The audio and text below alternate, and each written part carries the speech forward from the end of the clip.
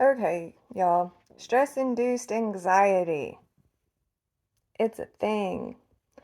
You're not crazy. Just saying.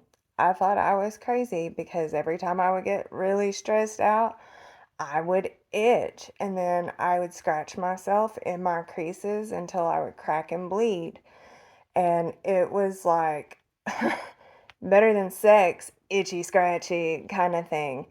I finally broke down and went to the doctor and, told him what all was up and everything. And he's like, well, it sounds like you have stress induced eczema. I'm like, that's a thing? He's like, yeah, totally.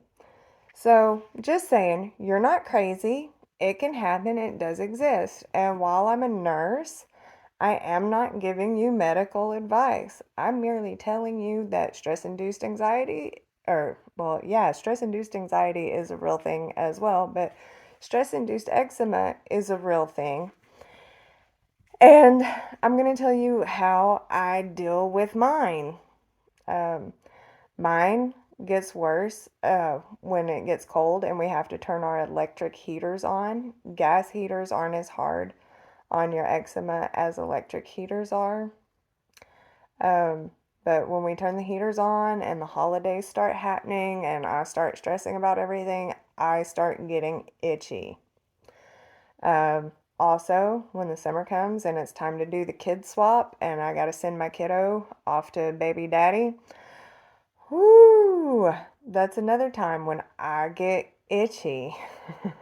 Ah. So, uh, what I tend to do is I do have the steroid cream. I don't like using it. I try not to use it as much as I possibly can, but sometimes I have to. But I will put the steroid cream in my itchy areas, which tends to be like, behind my knees and in the creases of my elbows mainly. I will get itchy in other spots, but those are typically like the worst ones. Put a little bit of steroid cream in those areas, and then I'll put Vaseline over it.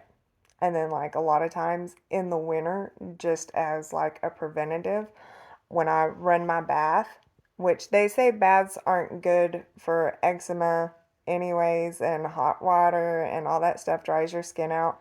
But I will put like some sort of nutrient type sprinkle or whatever in my bath. I'll soak in it for a little bit. Don't stay in there for a long time and don't make your water extremely hot.